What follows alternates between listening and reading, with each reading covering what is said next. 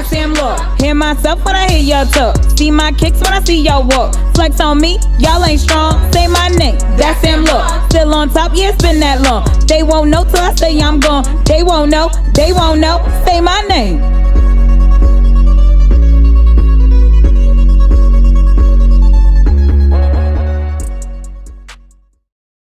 Hey everybody, and welcome to the That Sam Law Show. For today's show, we have an exciting episode. We have a really interesting guest.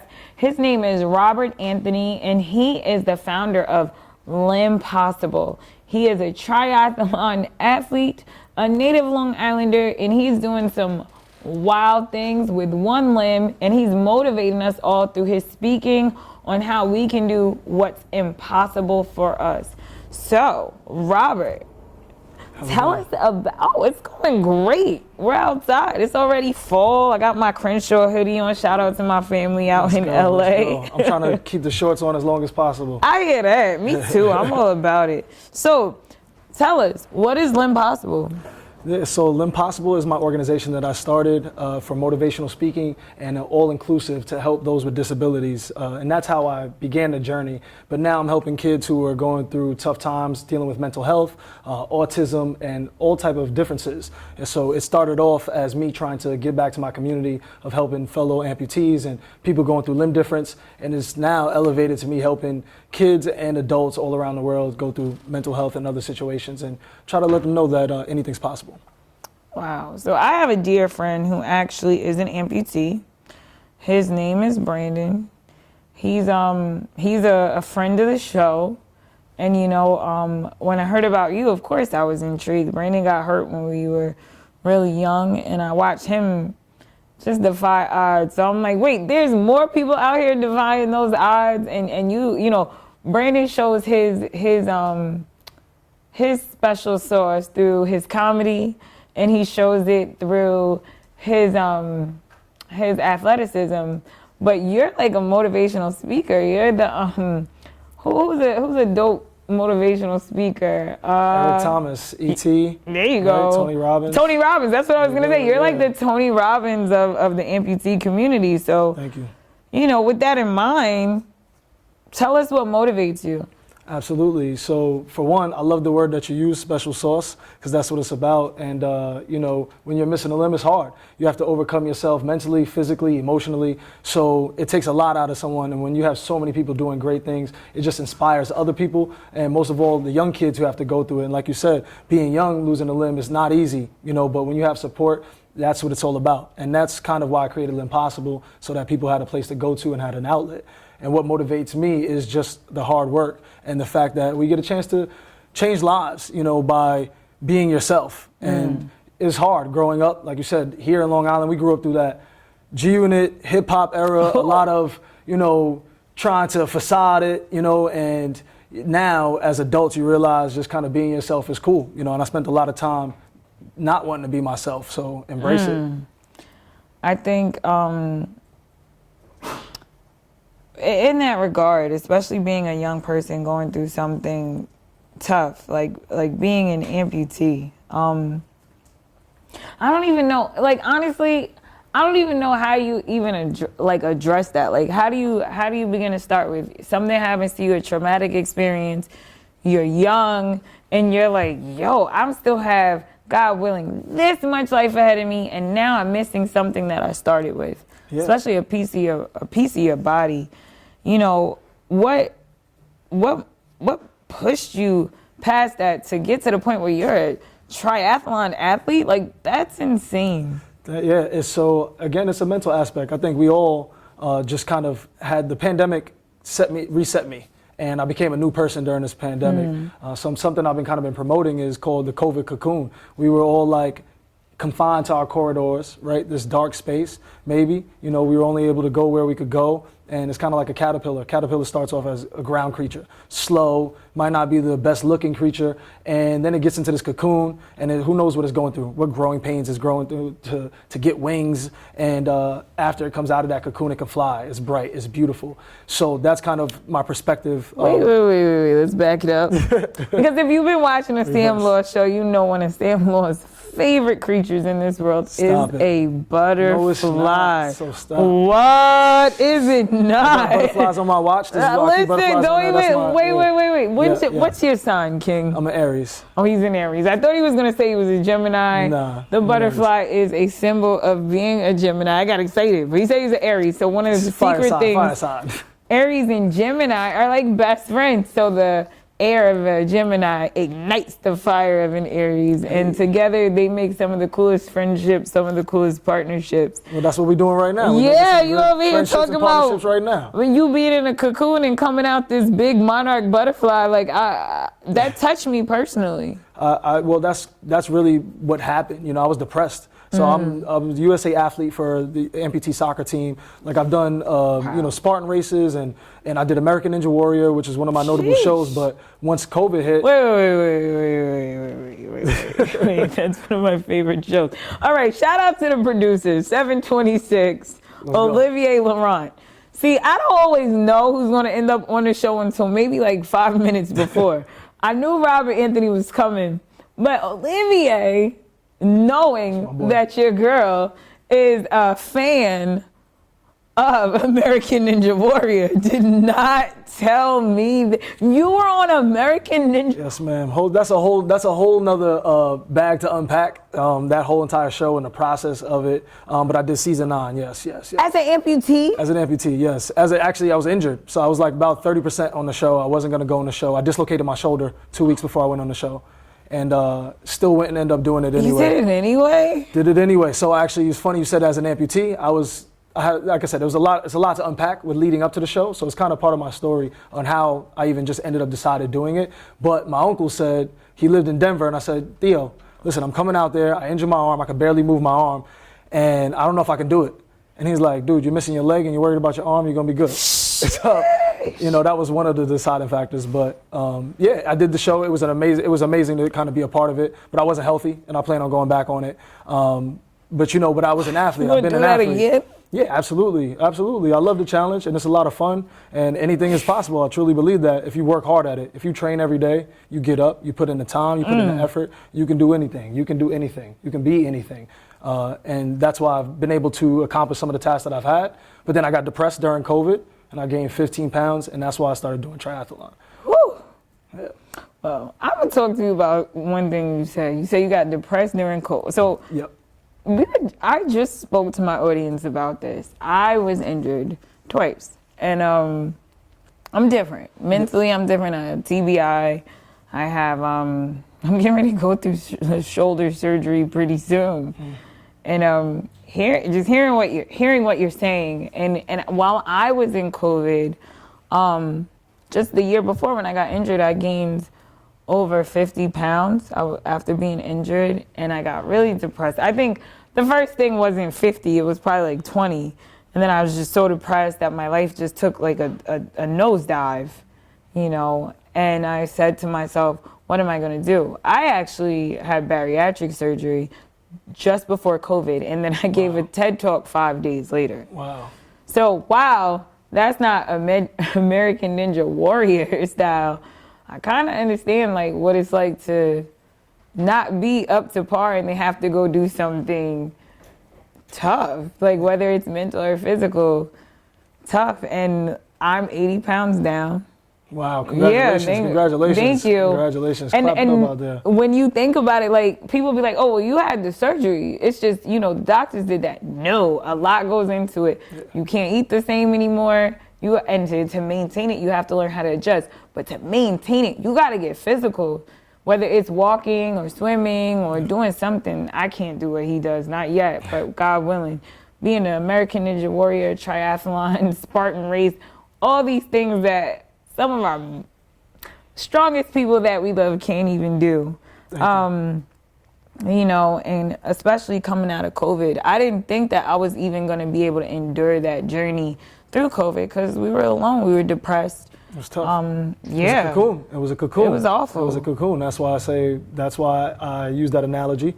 And, you know, I found fitness. I'm used to playing team sports, and triathlon was kind of something I could do on myself, and I had to hold myself accountable. So, working hard, and then I was able to, within less than a year, I was trying to get to Tokyo, which was the Paralympics, and it was tough. Well, I qualified to get to the qualifier, and so I worked my way up. I started winning age group races, and then went to the national championship too, and then I got there and I got smoked because some of those guys are just crazy fast, but it was within a year, and so I got some more time to do some training, and I'm back in the lab just trying to get better. How? Like, after going all the way to Tokyo and enduring a loss, like, that's well, no, I big didn't. I didn't get to Tokyo. I didn't get. I was How trying far to. I did got you to the get? qualifiers to get there. Okay, Yeah, so yeah. you got with the qualifiers at home. The qualifiers were in America. Yes. Where though? We had to do them in Wyoming. All right, so It's wild. That's another. so you had to go all the way to Wyoming. I had to It's drive funny. 15 hours. I drove 15 hours there, competed, drove 15 hours back. And you drove 15 hours back in defeat. In defeat. Well, no. It's Because not a complete actually, defeat. no. Here's the thing. So I had nothing to lose because I'm the new guy. These guys have been doing it for 5, 6, 7, 8, 9 years. I've been doing it for like 10 months. So I literally had nothing to lose. It was just the fact that I was even there. Dudes were like, hey, that they saw me racing and kind of come up, and they're like, okay, Rob's coming. So that's why I had nothing to lose. It was just kind of like, it was a learning lesson for me. I'm still new. I'm a rookie out here. So they know that I'm on their backs, and soon they're going to be watching mine. Sheesh. Okay. Well, as we watch Robert's back, because you know what? Sometimes people go through something like that. They train real hard. They do whatever they need to do to run a race, literally, whether it's in politics or a literal race. Sure. And they go through that loss. You know, I actually ran for office in my neighborhood, and I lost, and I lost badly. I love that though. No, it's awful. No, but you did it. We're not going to talk about it. Well, here's the thing. Everything that you want is on the other side of fear. So it was a lesson. You didn't lose. You got a lesson, and that was part of your resume. You ran for office. That's something that most people aspire to. So go ahead, girl. But I didn't have, you know what? I didn't have that same outlook you did in any of the things you even just said. When I lost, like, I was like, oh my God. The first race, I didn't do that bad. But the second one, I was just like, all right, this is too much. And then I like kind of fell back. Like I kind of disappeared. I didn't have that mindset you had, which is like dealing with like that. That's okay though. I didn't have that mindset right away. I was sick at first. I was in my hotel room. I was okay. So you did have a moment. Yeah, I was like, yo, you're superhuman all the way around. Yeah, it's moments. What it is that you can't stay there. You can't stay there, right? So I often say this when I'm speaking to people, right? What glasses did you put on today, right? Perspective. It's all about perspective. Negative glasses, positive glasses, and which glasses are you deciding to use? Now, there's going to be some days, like I said there's been some things going on even now. And I said it to my boy, and I said, I can be positive right now if I want to, or I can soak in this misery. And I want to be in this misery for a second. I want to not be not happy, because I'm the type of person that uses that as motivation. So I got to stay there for a second, let it soak in, like a good steak, let it marinate, and then, and then kind of make sure I take it out. So that's my motto. Use it all for motivation. Just put on good glasses, have good perspective. Even if you lost, it's a lesson. So that's funny you say that. So I'm a master's in mental health counseling. Some people know, some people don't. And one of the things that I tell people when they're going through multiple losses or they're going through a loss is to grieve. That's the first thing I will tell somebody, my friends, my family. I'll say grieve. And they'll be like, oh, I don't want to think about it. I don't want to focus on it. Then I can't do X, Y, Z. I said, if you don't grieve now, your body's going to grieve for you later. And that's a lot harder to pick back up from than you going through what you need to go through now so that you can be successful later. That's so true. So I totally agree with that mindset. And then now when I think back on what you said about driving home that 15 hours, I could see how it was like, all right, they're going to be seeing my back soon. Yeah. But you measured up to the call to be in there with these veterans. Yeah. That's deep. It's mental. It's all mental, right? And like you said, you do counseling for it. You know how big mental is for all of us, especially now that, nowadays, especially being a minority, especially being a disabled minority, so it's difficult, right? We have a lot of things to fight through, but it takes time, relish in it, and then, uplift yourself. Be your biggest cheerleader, be your biggest advocate, right? Use power words. In that mental space, sometimes you can either, I can sit here and feel like a loser, like right now, I can mentally, I just came from swimming. I can mentally put myself back in the water. My body would know the difference. My body would think that I'm in the water if I just put myself there mentally. So right now, mentally, you got to put yourself in a winning space, and that your body will follow, to your example. So, for sure. Sheesh. Well, I had to put the cards down on that one. I don't even know what question I'm on. I done lost track of time and everything. No, you good. So, I got some questions for you about your personality, because we know you can talk, we know you know to talk, and the talk is motivating people. Appreciate that. So, besides you being an amputee, American Ninja Warrior, contestant, Spartan race, going for the Paralympics, all these things, what is something people don't know about you they'd be surprised to know? You know what? I need something like low key, like what's your favorite candy or something? Because you done hit us with so many amazing things. I need something a little more down to earth. All right, so down to earth. Yeah. How I waste a lot of my time, because we all waste time. How I waste a lot of my time is I play mobile Call of Duty. And I lock in on mobile Call of Duty. He's a gamer. Big time, and I lock in. And so I spend a lot of time and I'm nice, so just know. Well, let's see. If y'all got to go up against Robert Anthony on mobile Call of Duty, you should be worried, because if he's a beast in real life, virtual world, it's limitless. It really is. Working on that. So, you being an athlete, who's your favorite athlete? My favorite And why? athlete? Oh man, there's a lot of great athletes across the board. There's a lot of people that I look up to. I'll go with just right now who I've always said is kind of LeBron James. And I'll say LeBron James is just because he grew up in the social media era and hasn't had social media drama. He hasn't been caught out there cheating on his wife, hasn't been caught doing any illegal drugs, however he's doing it, he's focused on his body. He's in year 19, he's doing damage, and he's focused and he keeps elevating. So I like that. I like the consistency, and it's just across the board. So that's why I aspire to that, because, he's doing it on the court, off the court, and there's nothing more inspiring than that. Talk about it. Talk to him. And he's able to maintain. See, I feel like a lot of people say they want to be a beast like that. Like, they'll be like, oh yeah, I want to be a beast, but I want to be in the limelight. Like me, I like the limelight. There's a camera. There's not a camera I don't love. I love the camera. Everyone knows that. But, and I'm very open about my life, my struggles, my real world, whether my hair is a mess, to like me being at a red carpet event with celebrities. It doesn't really matter. It's me. All of it's me, and I want you to know me. But then there's people like that. I want to be a superstar, but I don't want anyone to know anything about me. And he's just managed, again, to keep that balance, kind of like a butterfly, He went in the cocoon to become King James, and now he is King James, and he's managed to balance it. And you look at butterflies, most of them have a symmetry to them. For sure. Wow, these are like such strong tones that we try to touch on the show, and we like our guests to be really a part of, because the biggest reason why we're here is to inspire others, motivate others, and empower others. And that's just what you keep on doing. I'm empowered. I'm about ready to, I was just having like one of those down in the dumps chats with my boyfriend the other day in the car. And yeah, I talk about my boyfriend a lot because he's around a lot, which is good. That's good. You got to. Right. Listen, and I have to talk about my wife because it's important. They keep you grounded, right?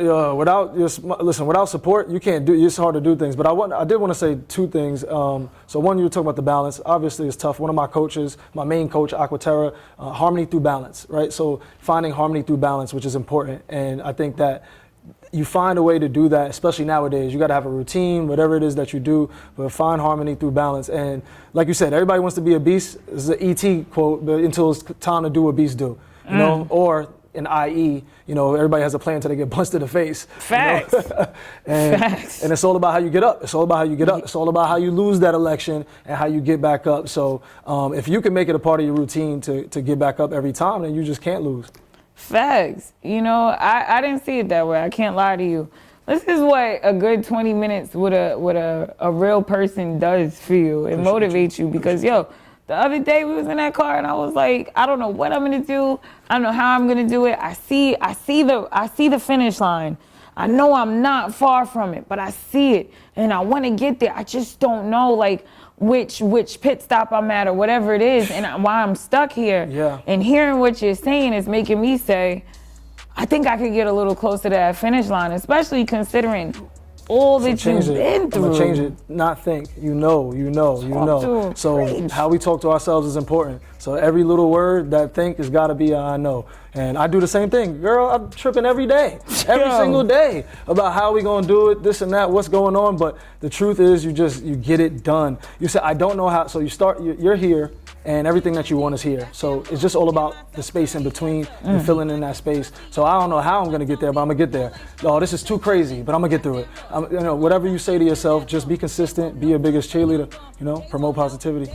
I feel like that's all you can do. Even when you have those moments of self-doubt, I've encountered self-doubt so much in my life that I'm almost like, yo, how did I get here? And I know a lot of people encounter that self-doubt and they're like, how did I get here? So with you addressing your self-doubt, addressing your dreams, your goals, and your present, what's next for you? Like, where do you go from here? Yeah, so I have a lot of projects that I'm working on, and it's about being better. So right now, it's the fourth quarter of the year, so finishing strong, right? Running through that red tape, finishing this year strong, and starting off the next one better. But I have some things that I'm working on that I'll be excited to announce, like the top of 22.